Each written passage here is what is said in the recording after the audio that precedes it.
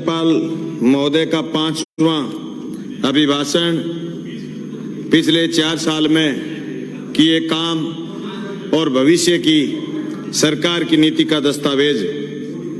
सभापति महोदय, मैं मेरे विधानसभा क्षेत्र की बात करूं तो पिछले 4 साल में हमने 39 स्कूल क्रमोन्नत करवाए। 30,622 बच्चे मेरी कॉन्स्टिट्यूंसी के सरकारी स्कूलों में पढ़ते। 9 अंग्रेजी माध्यम विद्यालय में सैकड़ों बच्चे अंग्रेजी बोलते। मेरे विधानसभा क्षेत्र में एग्रीकल्चर कॉलेज में 60 बच्चे बीएससी फर्स्ट ईयर में पढ़ रहे।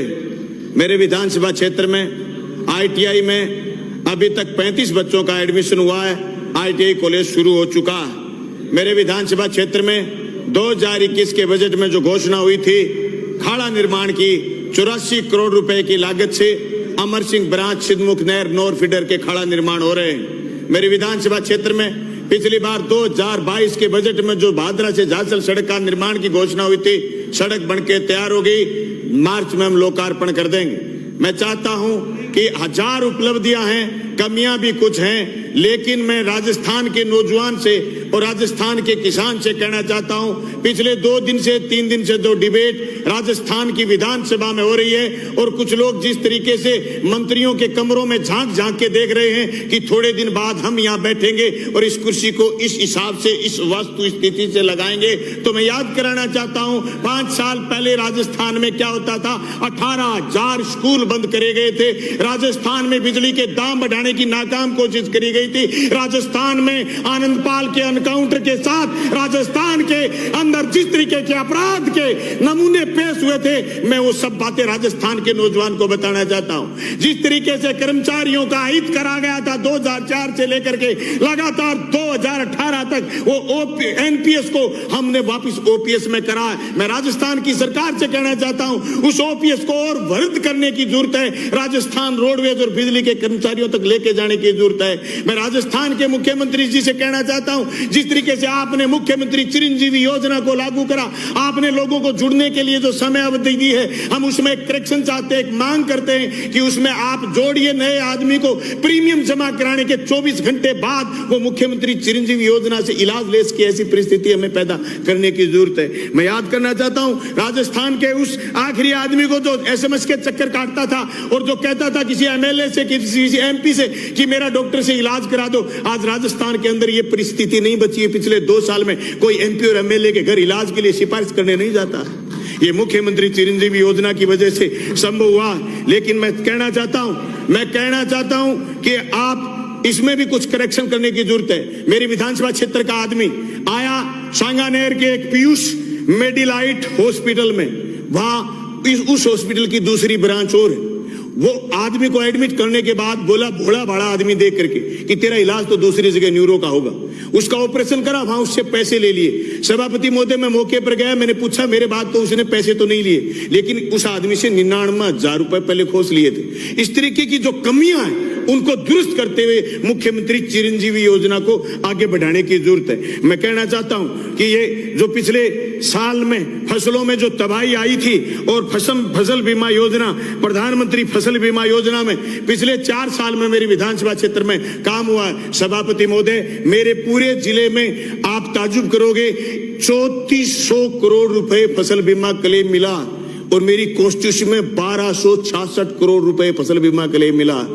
2021 में की खरीफ में बीमा कंपनी के पेट में गुड़गुड़ी होनी शुरू हो गई। उसने बेईमानी करी और सैटेलाइट का केंद्र की सरकार से अधिसूचना में नाम डलवा लिया और सैटेलाइट से बीमा हनुमानगढ़ और चूरू में दिया। मैं मांग करता हूं, सदन से आपसे मांग करता हूं कि सैटेलाइट की दुकान बंद करवाइए, क्योंकि क्रॉप कटिंग एक आधार है बीमा का तय करने में, नुकसान तय करने में। क्रॉप कटिंग के आधार पर बीमा क्लेम दिलवाइए। मेरे पास 18 पटवार मंडलों के वो कागज जो को विटनेस है, मैंने मुख्यमंत्री जी को, मैंने या कृषि मंत्री जी को और एसीएस कृषि को सबको कागज उपलब्ध करा दिए। मेरी मांग है कि 2021 की खरीफ का मूंग मोट का फसल बीमा क्लेम है वो सैटेलाइट की बजाय क्रॉप कटिंग से दिया जाए, न सिर्फ हनुमानगढ़ का बल्कि चूरू जिले का भी दिया जाए। मेरी ये भी मांग रहेगी कि जो कल चर्चा हुई थी सदन में और जो बात कर रहे थे टोल फ्री नंबरों की, मंत्री महोदय ने टोल फ्री नंबरों का ऐलान करा।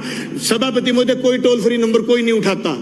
इसलिए सिर्फ और सिर्फ राजस्थान सरकार के कृषि विभाग और राजस्व विभाग की टिप्पणियों पर भरोसा करते हुए जो और अभी भारत सरकार ने एक लेटर जारी करा, ये लेटर की तारीख है मेरे पास 10 अक्टूबर 2022, जिसमें ये राठौड़ साहब को मैं समर्पित करता हूं ये लेटर कि आप भारत सरकार से संशोधन करवाइए। आप कह रहे थे एसडीआरएफ का पैसा 19,000 करोड़ रुपए पड़ा, इस लेटर ने ये कहा है कि आप एसडीआरएफ का जो पैसा खर्च करो उसमें फसल बीमा प्रीमियम का, प्रधानमंत्री फसल बीमा योजना का पैसा भी काट लेना। ये लेटर मैं आपको दे रहा हूं, आप भारत सरकार को कहिए कि एसडीआरएफ का पैसा एसडीआरएफ के हिसाब से दे, प्रधानमंत्री फसल बीमा योजना का पैसा मुआवजे के रूप में नहीं दे, क्षतिपूर्ति क्लेम के रूप में दे।